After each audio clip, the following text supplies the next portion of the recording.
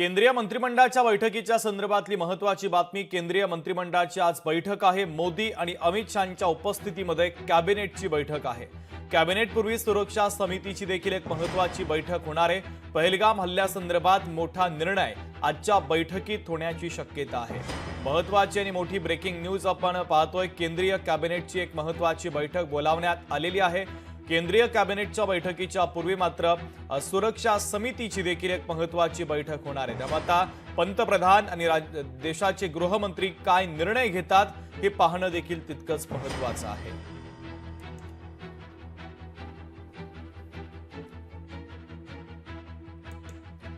तर केंद्रीय मंत्रिमंडळाच्या बैठकीच्या संदर्भातली महत्त्वाची बातमी आपण पाहतोय।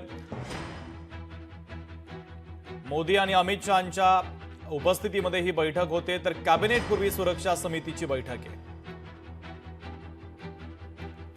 तर निवृत्त ब्रिगेडियर हेमंत महाजन सर आपल्याशी जोडले जात आहेत। त्यांच्यासोबत आपण या घडामोडींच्या संदर्भात चर्चा करूया।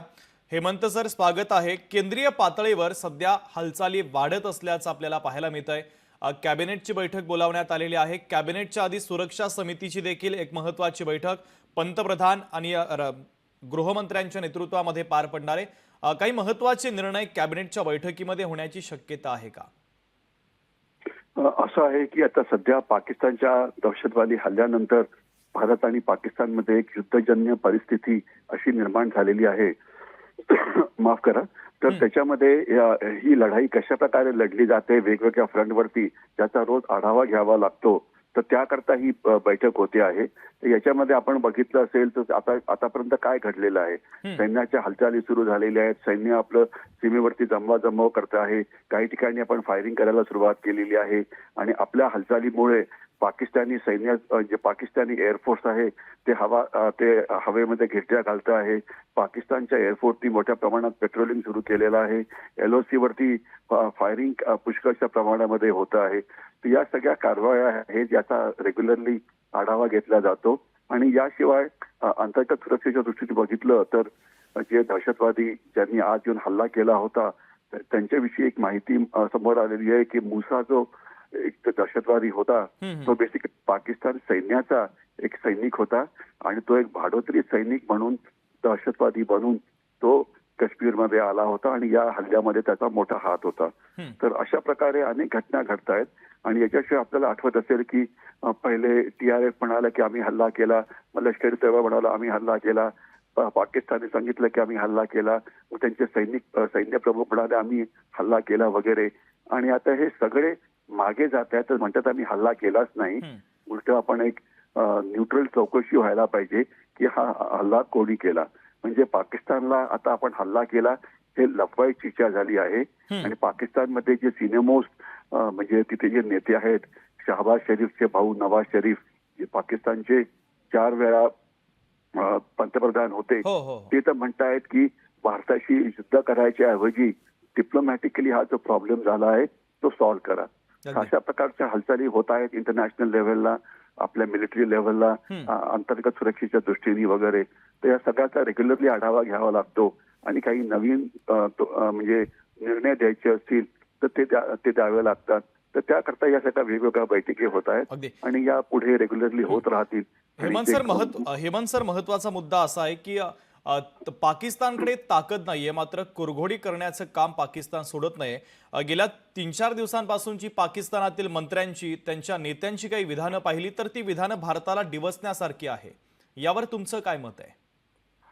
असं आहे की सध्या पाकिस्तानची अवस्था खराब आहे, आर्थिकदृष्ट्या सुद्धा खराब आहे, मिलिटरी सुद्धा खराब आहे।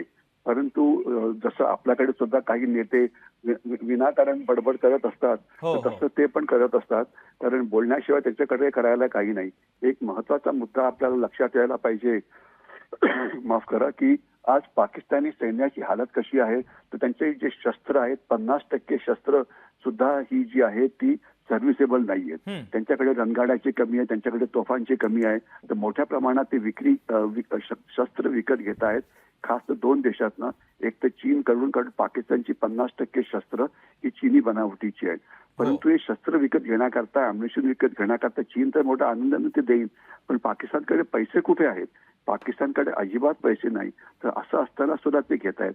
याचा अर्थ म्हणजे युद्धाच्या इतिहासामध्ये पहिल्या वेळा असं होईल की एक देश जो कर्ज घेऊन त्यांनी युद्ध लढलेलं आहे.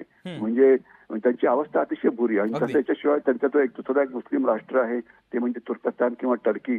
त्यांच्याकडनं ते ड्रोन्स घेत आहेत. आता ड्रोन हे महागडे असतात, त्याचे पैसे केव्हा भरणार? चीनचे जेवढे पैसे पाकिस्तानने घेतलेले आहेत 15-16 कोटी अब्ज डॉलर्स सिपेक कॉरिडॉर करता, त्याच्यातला एक पैसा सुद्धा त्यांनी परत केलेला नाहीये. तर म्हणजे आर्थिक परिस्थिती भयंकर असताना आणि आता सैन्याची तैनाती वाढली सगळीकडे, तर त्याच्यामुळे सैन्य तैनात झालं, फायरिंग केलं, तर त्याचा सुद्धा खर्च होतो. रोज हजारो कोटी रुपये खर्च होत असतील, ते पाकिस्तानचं कसं होणार? परंतु तसं असताना सुद्धा त्यांची काही कुमकुमी जात नाहीये. अगदी निश्चित. हो. हेमंत सर, वेळेची मर्यादा आहे. अत्यंत महत्त्वाचं विश्लेषण या घडामोडीच्या संदर्भात तुम्ही केलं. लोकशाही मराठी सोबत संवाद साधला त्याबद्दल धन्यवाद. तर महत्त्वाची बातमी आपण पाहतोय. पहलगाम हल्ल्यानंतर आता केंद्रीय पातळीवरच्या हालचालींना कमालीचा वेग आलेला आहे. लोकशाही मराठी ऐका, पहा, जागरूक रहा.